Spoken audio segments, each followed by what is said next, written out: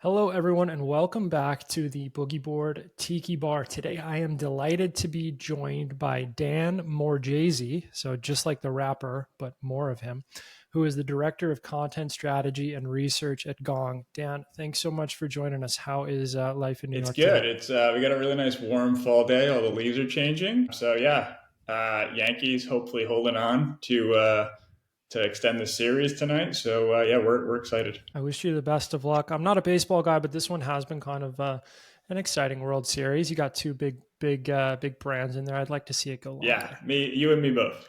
So I want to kind of understand your origin story a little bit. I would imagine that when you're a 15-year-old, you don't know what director of content, strategy, and research is in the revenue technology space because it didn't exist. So when you're 15 years old, are you trying to become a baseball player? Do you already have an interest in business? What's your career outlook at Yeah, that I think point? my athletic aspirations probably were dwindling at that point. I was really big as a young kid, but unfortunately had a really late growth spurt when I was like 17, 18. So I think I was very reasonable. But my aspiration as probably from the time I was 13, I always wanted to be an architect. And I'm actually an architecture school dropout. So I studied architecture for a year in Rhode Island. Didn't love it as much as I thought I was passionate about as a young kid, and ended up actually transferring schools and then studying business, more specifically marketing and data driven marketing, which was like a really hot concentration, both in my undergrad studies and then I went on to get my MBA in data driven marketing. That's interesting. I didn't see the architecture experience, so that's kind of an interesting twist. To then you become a research associate to start your career at Sirius. Can you talk us through how you got hooked up with that job and what it kind of meant for you from your actual like first experience? Yeah, for sure. So to be completely honest, right out of so I did like a 4+1 program. So I got my MBA right after undergrad, and was looking for roles. I was actually a retail manager, so I was managing an entire store, a Target, managing like 60 employees, working holidays, and I was like, this is not the career I had hoped for. And so was looking for other opportunities. To be completely honest, I had never heard of Serious Decisions before, but I feel super fortunate to start there, to really start my career there. I got to learn from folks that had been practitioners for 20 plus years across the entire go-to-market organization, right? So Serious Decisions had service offerings across 14 different personas, ranging from account-based marketing to sales operations to content marketing, actually. And so, as a research associate, I got to sit on all these inquiry calls and vendor briefings and really learn like the full spectrum of go to market and the importance of go to market alignment. And so, I was just a sponge those first 3 or 4 years there. I held multiple roles throughout my 8 years at Sirius, ultimately landing up really aligned with sales operations, sales enablement, and our sales leadership offering. Hence, kind of my transition over to becoming a practitioner at Gong. But yeah, feel super fortunate. It was kind of just like the luck of sending my resume out for more entry level roles within the B2B business realm. And then specifically with that research and data angle is definitely something I knew I was passionate about. But yeah, that's it. It was kind of like, as most probably recent grads are going through now, it's like you send your resume to a bunch of places, see who bites, and see where there's a good connection and a good fit for you. And that's how I ended up at Sirius. That's interesting. I'm actually curious to ask you about that Target experience because you're really young at that time. Managing a 60-person retail operation is no joke at all. Like, is there a story that you have that you have memorable time during that experience of like how hard it is? I would imagine that having to take care of that many things at once is a lot for a Yeah, young it was. person. Yeah, so I think I was like 22 or 23 at the time, and I actually started probably the most stressful. I started in November, so think about like the lead up to Christmas, retail, Black Friday. Putting out all the little.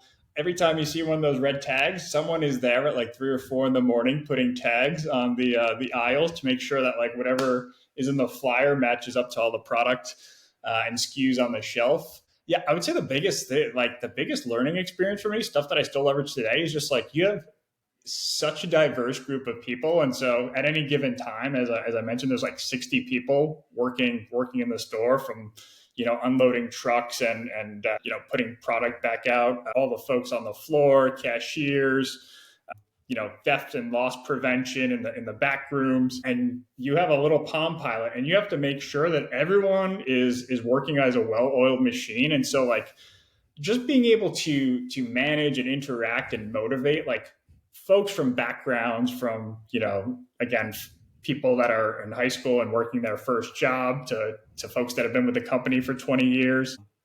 It was a great, like, people management experience, and so I feel super fortunate that I had it. Now, was it my passion? Definitely not. Uh, but yeah, I think the people management aspect of that first role was really kind of the stuff I still use today. Yeah, that makes a ton of sense.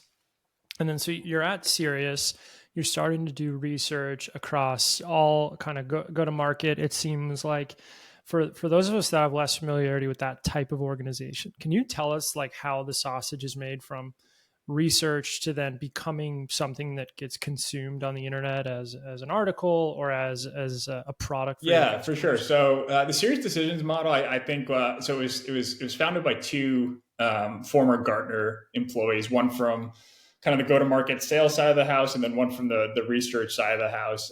And so a very similar subscription model where seat holders essentially have access to inquiry hours, right? So they get to chat with the subject matter experts on the projects and initiatives that they're leading, and then also have access to all the research. So the two kind of work as like a loop or like a flywheel, right? So basically, the hot topics that folks are asking about during inquiries, we essentially know are the topics that we should be researching further, gathering data on to help inform those conversations and give guidance so that folks could make ultimately better decisions, while Sirius being the North Star, and then the tactical decisions that business leaders have to make for their go-to-market organizations. And so uh, inquiry would inform research, and research would inform inquiry. And so through typically like survey based as a methodology, we would also do like qualitative research as well. But for something like a B2B buying study, understanding the preferences, the interactions and touch points throughout a buying cycle, we would go and survey B2B decision makers who have made a purchase in the past 18 months and ask them every excruciating detail about that process. We would then publish those insights behind a paywall, and then folks would gather access to that survey. We would then leverage those insights when, for instance, we were, maybe as a sales operations person, folks are trying to understand kind of, what their sales process should like in the coming year as they're going through planning. We'd say like, hey, what is your core persona? Let's filter this data by your core buyer persona and understand kind of their prep. How do they prefer to buy?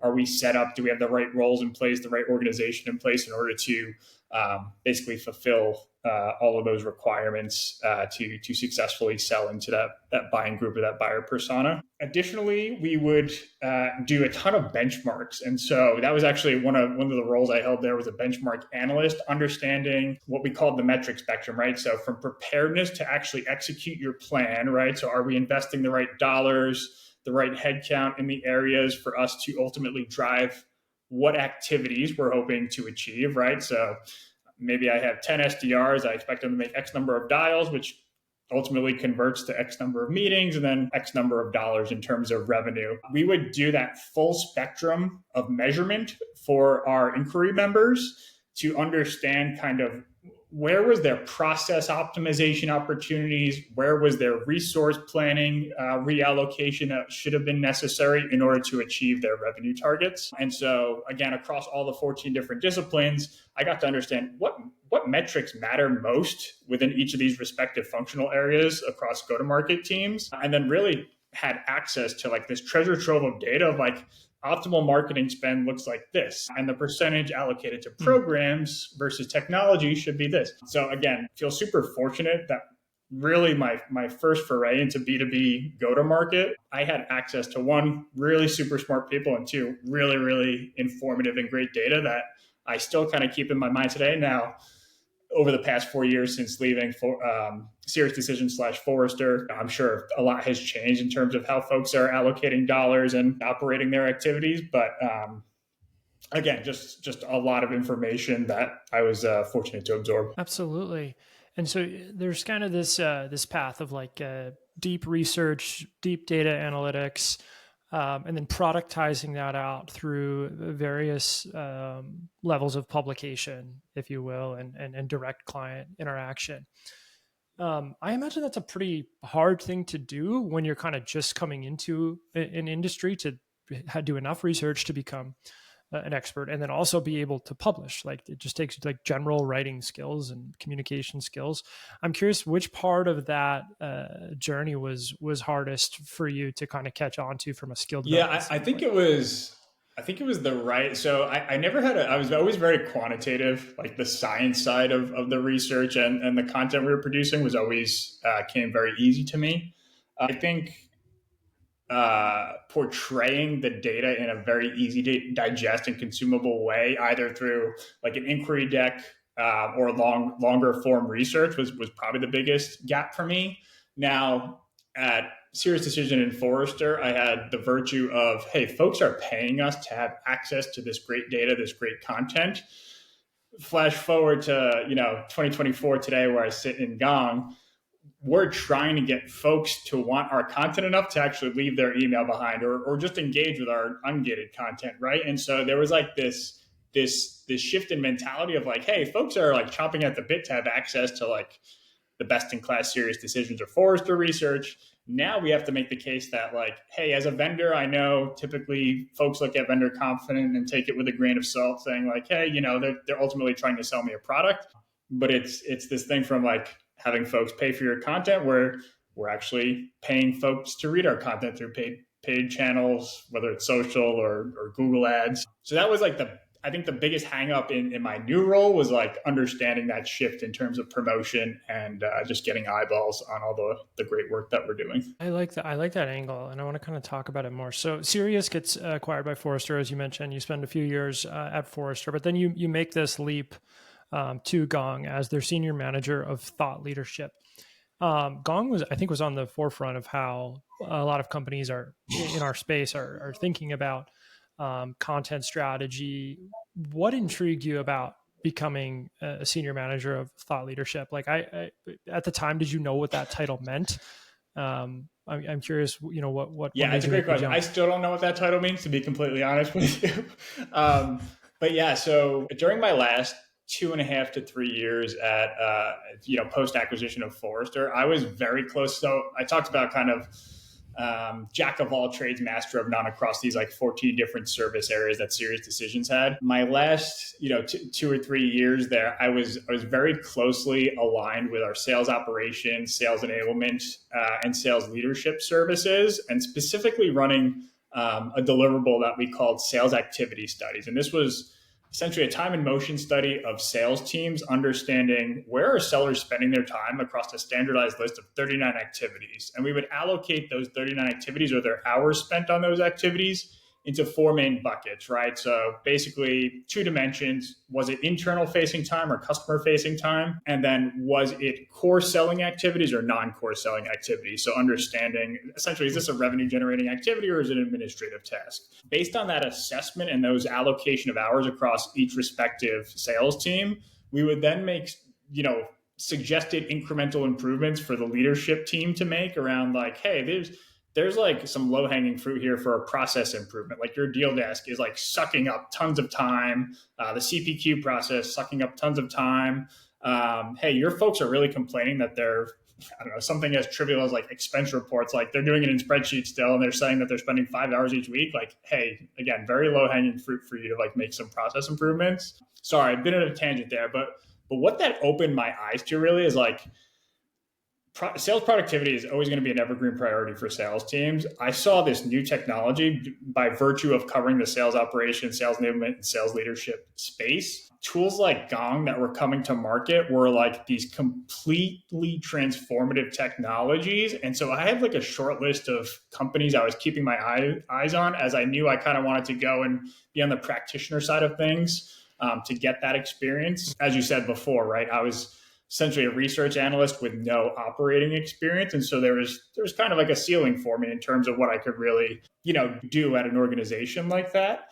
So moving over to Gong, I saw the tremendous value in it. And I saw this really interesting role that you mentioned, senior manager of thought leadership. I'm like, what is this? And so after having a few conversations with the hiring manager, I got really excited really quickly. Essentially, what they were looking for was someone to come in house and really help evangelize this new category of revenue intelligence. We had a senior marketer that was focused specifically on building out this category, and they were looking for support in terms of creating content to really educate the market about what revenue intelligence is, how is it transforming revenue teams. And then the thing that really attracted me, kind of like the icing on the cake, was like, oh, and by the way, you're going to have access to the largest data set of sales conversations in the industry, and you'll be able to slice and dice that and put together these really compelling data stories, essentially. So Gong Labs is something that's been critical to Gong's content strategy well before my time here. Udi Lettergore, our CMO, founded it, and it's all about using anonymized customer data, right? So we're capturing millions of sales deals, opportunities, emails, phone calls, and we're able to understand what are top performers doing differently? How are B2B buying behaviors changing across customers? Stuff as silly as, does cursing actually impact your win rates on sales calls? So by kind of that legacy content series had me really attracted to like, okay, I'm slicing and dicing all this survey data, which is like opinionated, kind of stale, kind of out of date sometimes, like, right? It's always like a retrospective of what has happened. In real time, I now had access to this new data set where kind of I could answer any question that I thought would be interesting to answer for our audience. Yeah, that's sort of a dream scenario. I can understand why that was intriguing. So you're sort of given the keys. You have access to this amazing data set. You've got the benefit of Gong Labs existing as sort of a brand and an internal framework for developing insights and putting them out. In terms of conducting your own research and then producing content for the purposes of this category creation, where do you start? How do you start thinking about, okay, we've got to start building a vehicle for this on day one and make it run Yeah, over I time? think there are two kind of main origins of most of the content, probably that any vendor produces, right? Or any provider. One is, what are the challenges our audience are trying to solve? Now, it's a very meta thing, but like Gong gives us access and gives me as a content marketer access to like, what are customers talking about? What are the top challenges they're discussing with our reps? And so using that insight and kind of like voice of customer to actually understand what is top of mind for teams, we can then answer those questions for them, and we know that content's going to resonate, right? Like there's no doubt if they're asking questions to our sellers and maybe they have the answers, sometimes maybe they don't, we know that there's a need there for that content. The second, and probably one I would tell other content marketers to try to shy away from as much as possible. Now, at the end of the day, we're trying to make sales easier for our reps and create demand for our product. But if we have new product announcements or we're going into new technology categories, like we're going to need to build some content in those areas so that we can look like experts and speak to them intelligently. So those are kind of like the two main drivers, I think, for a lot of the topics or hypotheses that we start with in terms of the content, especially in the data discovery arena. But I would say that first one is kind of our North Star, is like, if our core personas care about it and are talking about it with our reps and teams, then we should be writing about this. A really good example, shortly after I joined Gong, we were starting to, the COVID kind of like tightness was starting to ease up and folks were heading back to office. But there was this thing, and I'm sure you saw it across your LinkedIn feed as I did. The Great Resignation, the Great Reshuffle was like plaguing sales teams. Like leaders were like, holy crap, how do I keep my people? How do I keep them engaged? How do I keep them motivated? And this isn't really a topic that, Gong isn't like an HR or like talent management solution at the end of the day. Now, there's a lot that you can learn about your people and the talent and what top performers are doing differently. But this was like a very virtuous topic for us to cover. And so we ran a survey understanding like, why are folks leaving their jobs if they are looking for new gigs? Why are they staying where they are if they are staying? What motivates them to like be a top performer? And it was a really successful piece. We call it the state of sales talent, because it was a topic that most leaders were talking about with as a top challenge with our reps. And two, it like, again, it didn't feel like this gross sales pitch where we're trying to get them to buy Gong. It was just like, hey, we sell to you guys. Like, here's a really helpful piece of content. And actually, we had a Yeah. few customers that raised their hand and were like, hey, can you present this to like some of our managers? Like, we think they could really benefit from hearing this stuff. So, sorry, a bit long winded, but I think it's a really good example of like kind of using that first pillar of just what the heck do the people you sell to care about, using that intelligence, and then using that as your North Star. No, I think that's a really great example of it. It's practical, but it offers a sort of a fundamental framework for figuring out what to talk about and kind of how to talk about it. And then the next piece I want to talk about is how you get it out there. So there's even since the 4 years you've been at Gong, we've had immense change in how content is produced visually, how it is consumed through new channels, how other channels are being maybe less prioritized. How do you think about producing content for various channels and through different mediums differently today than you did when you first Yeah, got for on board? sure. So I think the first one is like understanding where your audience is, obviously. And again, these are none of this is novel concepts, but being a revenue solution, like historically more for the sales organization, Gong is known that like sellers live and breathe on LinkedIn. They're researching their prospects there. They're actually doing outreach there. Leaders are reading thought leadership and understanding like what their peers are thinking about or what their peers are talking about, what their competitors are talking about.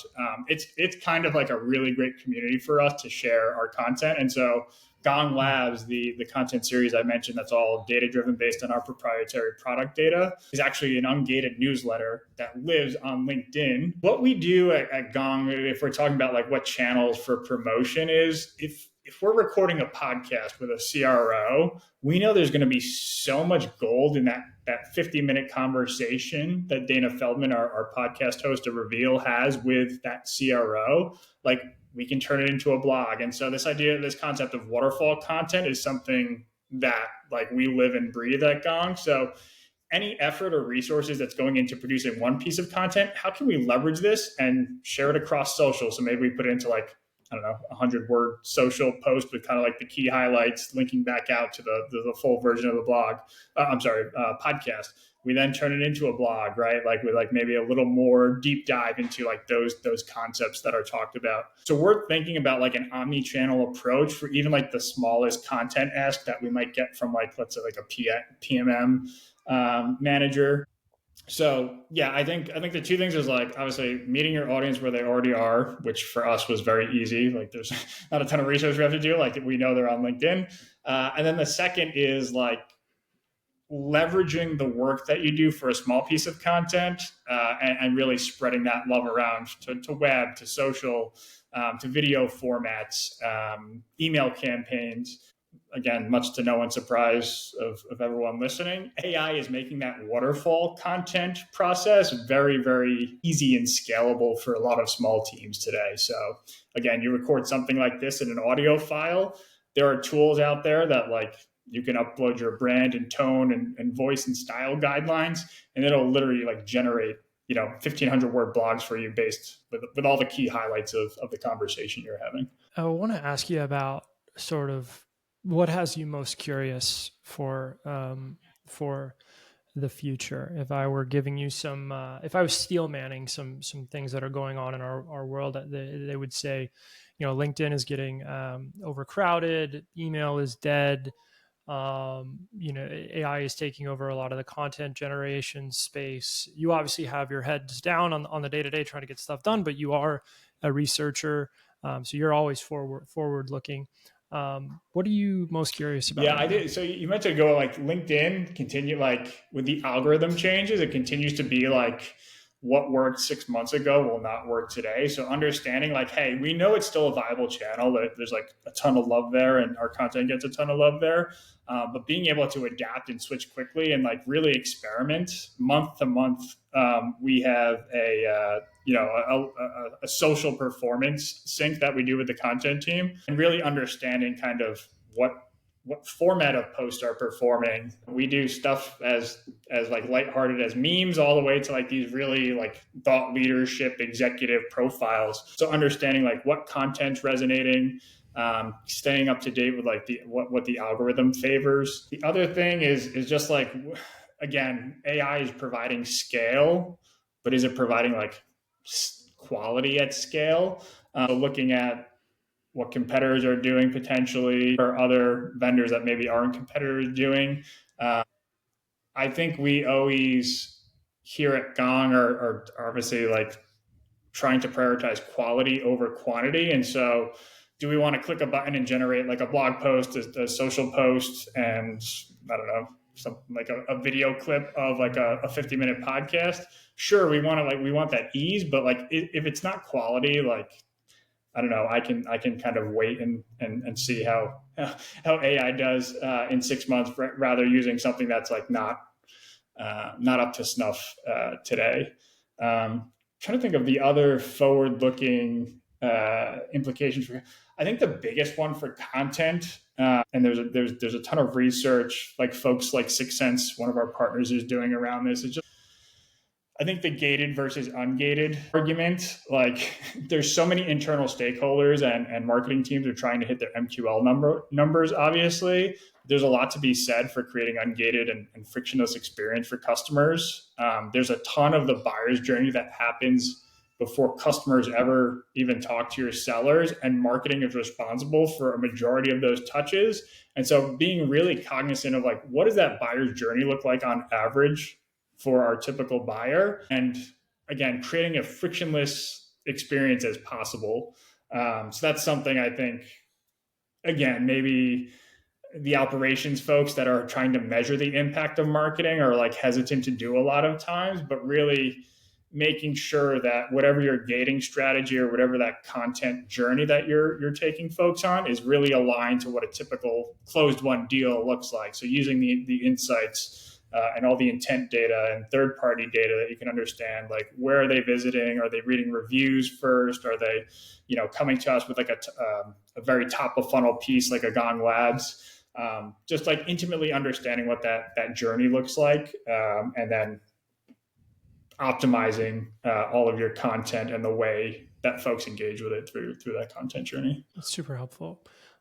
We're a young company, and none of us have really truly done content strategy and thought leadership in the past. So we follow all that Gong is doing as sort of an inspiration for us. And so to get to kind of chat with you about it, I super appreciate your time, Dan. We hope you keep putting out the great stuff so that we can steal ideas from you. And also just learn from all that you're doing. But I really am Yeah, grateful for the time. absolutely. My pleasure, Kevin. Thanks for having me. Thanks for coming, and we hope that the Yankees get the win for you tonight and have some drama here to unfold We'll for the see. rest of It's an October. uphill battle, but maybe I just want some more free baseball out of it. Right? Let's get one or two more games in.